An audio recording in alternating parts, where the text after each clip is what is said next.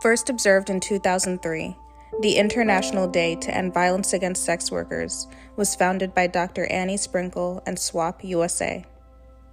The International Day to End Violence Against Sex Workers is observed annually on December 17th by sex workers, their advocates, friends, families, and allies. Originally conceived as a memorial and vigil for the victims of the Green River Killer in Seattle, Washington, U.S., it has evolved into an annual international event.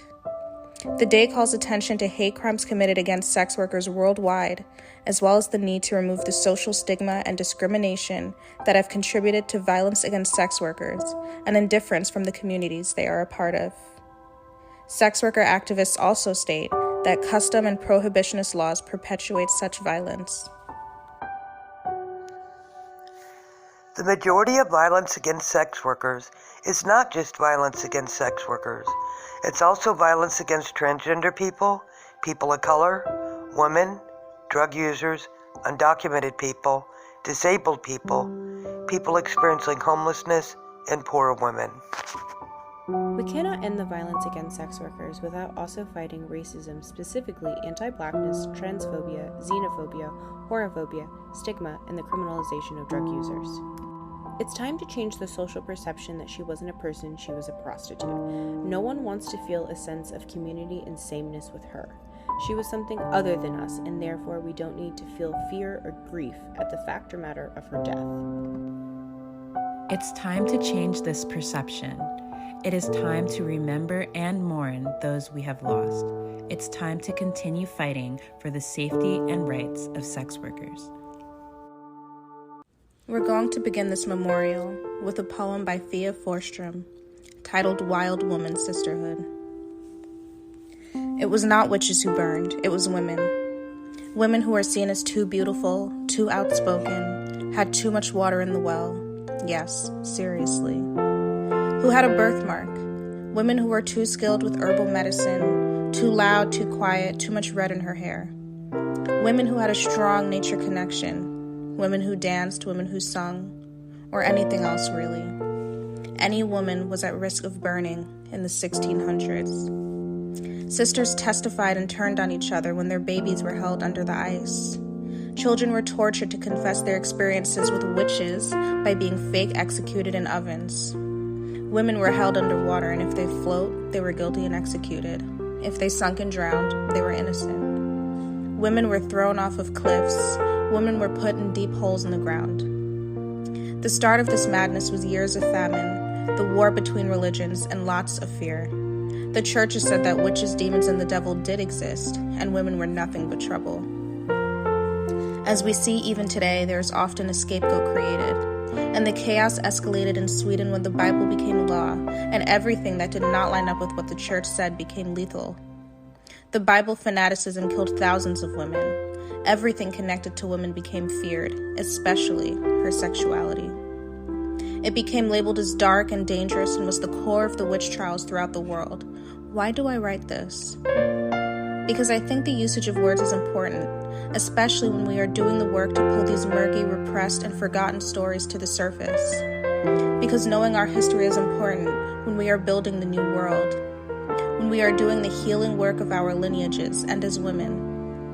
To give the women who have been slaughtered a voice, to give them redress and a chance of peace. It was not witches who burned. It was women.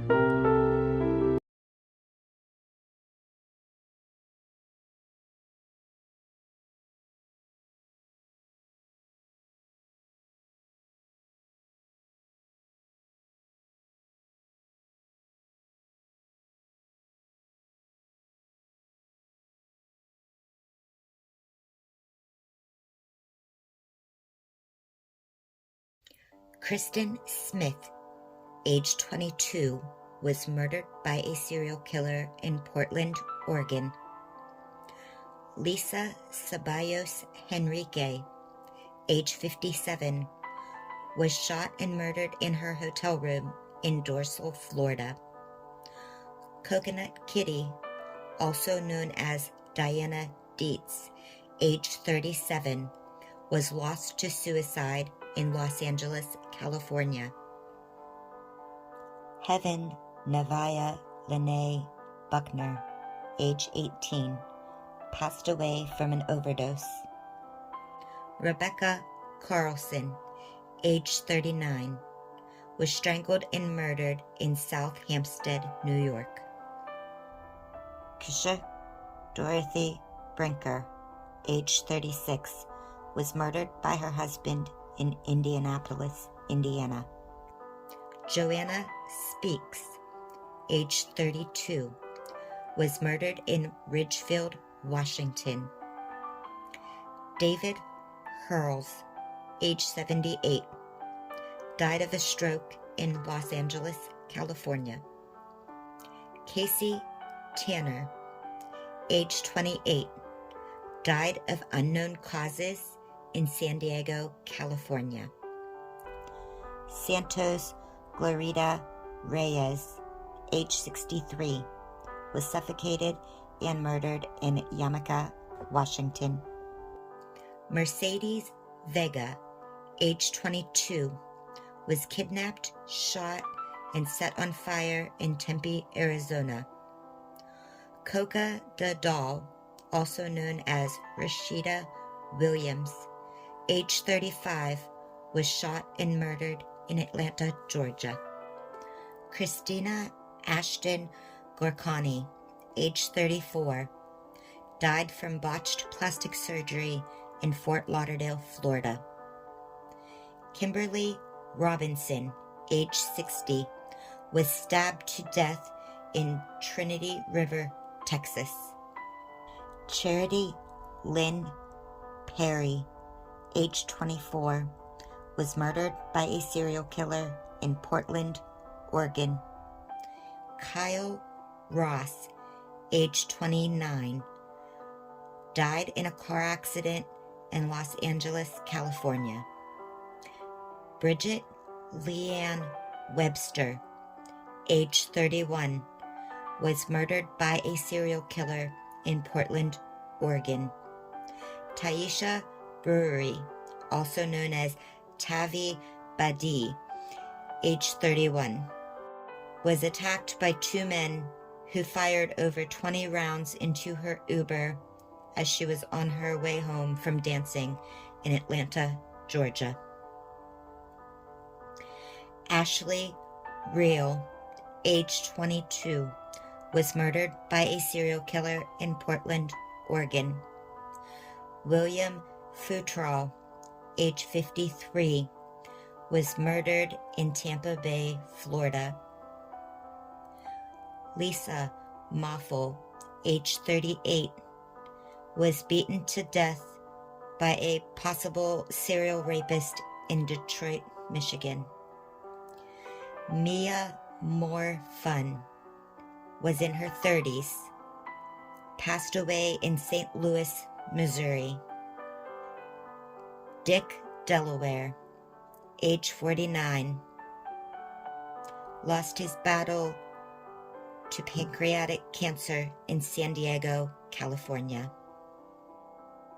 Tabitha Douglas, age 36, lost her battle with addiction in Batavia, Ohio.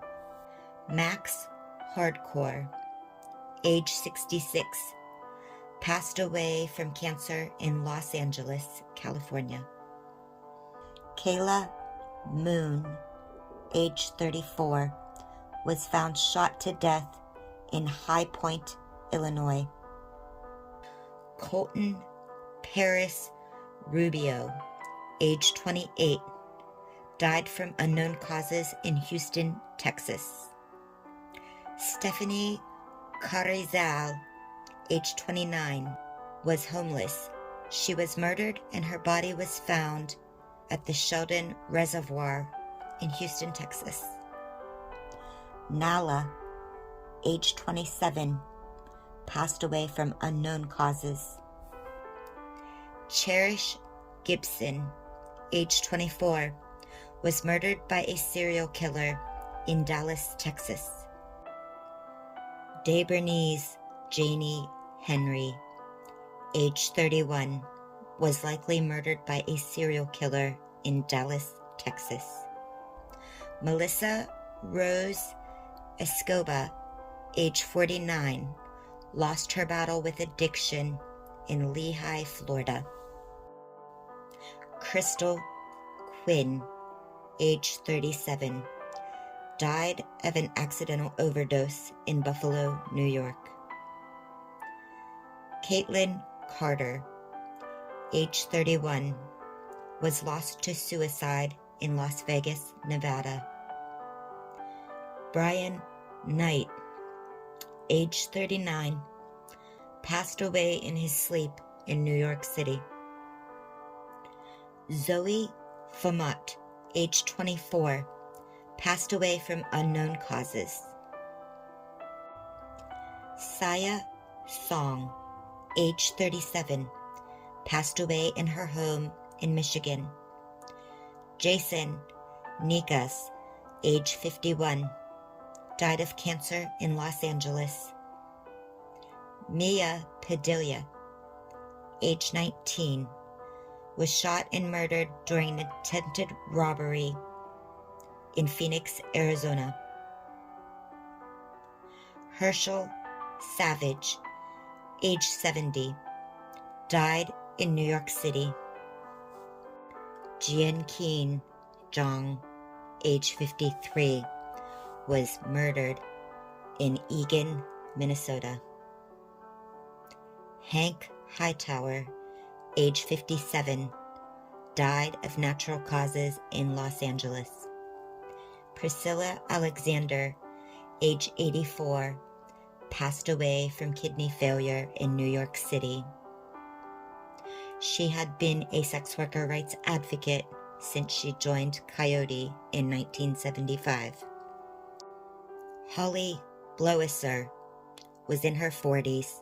She lost her battle with addiction in Sacramento, California. We'll now have 30 seconds of silence for the sex workers that we've lost.